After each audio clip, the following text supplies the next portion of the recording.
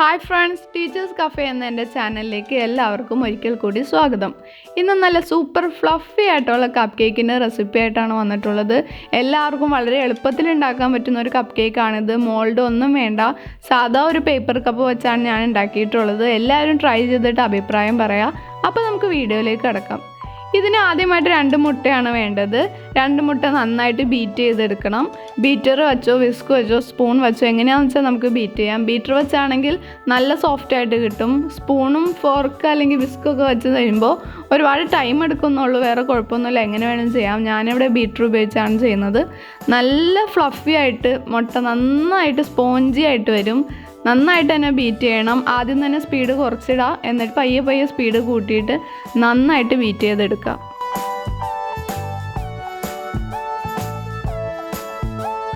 മുട്ട അത്യാവശ്യം നന്നായിട്ട് പതഞ്ഞ് വന്നിട്ടുണ്ടെങ്കിൽ അതിൽ 1/2 കപ്പ് പഞ്ചസാര പല തവണയായിട്ടിട്ട് നന്നായിട്ട് ബീറ്റ് ചെയ്തെടുക്കുക. ഒറ്റയടിക്ക് എല്ലാം കൂടി ഇടരുത്, കുറച്ചിച്ച് ഇട്ട് വേണം ബീറ്റ് ചെയ്തെടുക്കാൻ.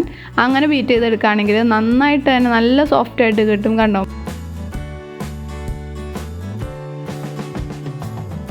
മുട്ട നല്ല സോഫ്റ്റായിട്ട് വന്നിട്ടുണ്ട്. ഇതാണ് ഇതിന് കൺസിസ്റ്റൻസി.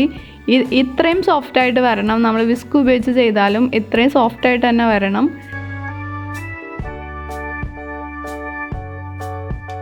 ഇതിലേക്ക് 1/4 കപ്പ് പാല്,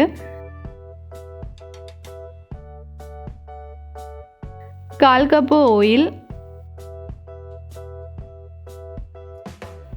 1 ടീസ്പൂൺ വാനില എസൻസ്, 1 ടീസ്പൂൺ വിനാഗിരി, പിന്നെ 1/4 ടീസ്പൂൺ മിൽക്ക് എസൻസ്. ഇത് ഓപ്ഷണലാണ്, ഉണ്ടെങ്കിൽ ചേർത്താൽ മതി. ചേർത്ത് കഴിഞ്ഞാൽ നല്ല ടേസ്റ്റാണ്. എന്നിട്ട് ജസ്റ്റ് ഒന്ന് എല്ലാം കൂടി മിക്സ് ചെയ്തെടുക്കുക. ബീറ്റ് ചെയ്യൊന്നും വേണ്ട ഒരുപാട് തവണ, ജസ്റ്റ് മിക്സ് ചെയ്തെടുത്താൽ മതി.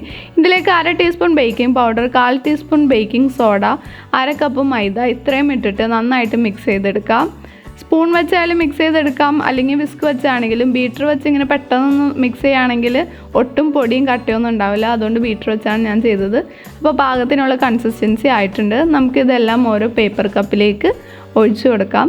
ഒരു 1/4 ഭാഗത്തോളം ഒഴിച്ചാൽ മതി, ഫുൾ നിറയ്ക്കണ്ട. അത് കുറച്ചുകൂടി പൊങ്ങി വരാനുള്ളതുകൊണ്ട് 1/4 ഭാഗം ഫില്ല് ചെയ്ത് വയ്ക്കാം.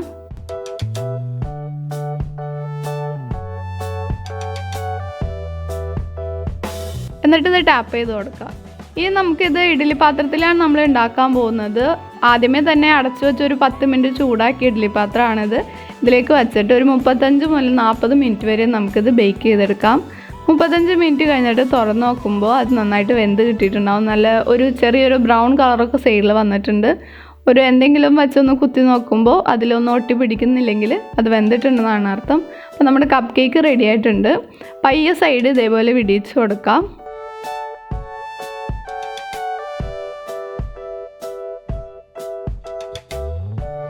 നല്ല സോഫ്റ്റ് കപ്പ് കേക്കാണ്. അപ്പോൾ അത് ഞാൻ ക്രീം വെച്ച് ഡെക്കറേറ്റ് ചെയ്യാണ്. നിങ്ങൾക്ക് ഇഷ്ടമുള്ള ഡിസൈൻസ് ചെയ്യാം.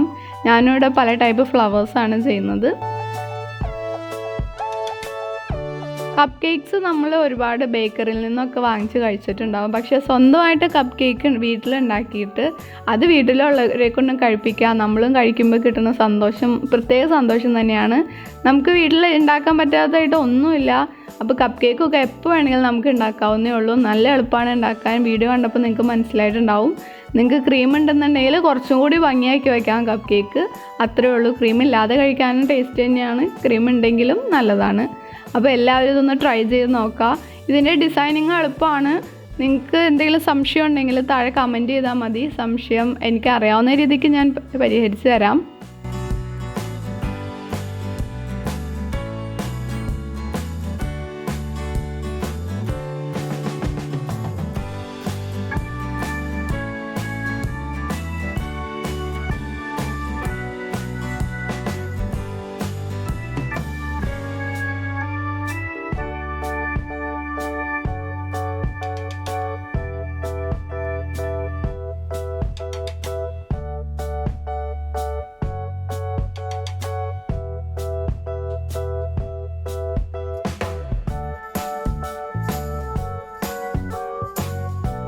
ഡിസൈനെല്ലാം ചെയ്തപ്പോൾ കപ്പ് കേക്കിൻ്റെ ആ ഒരു ലുക്ക് തന്നെ മാറി, നല്ല ഭംഗിയായിട്ടുണ്ട്.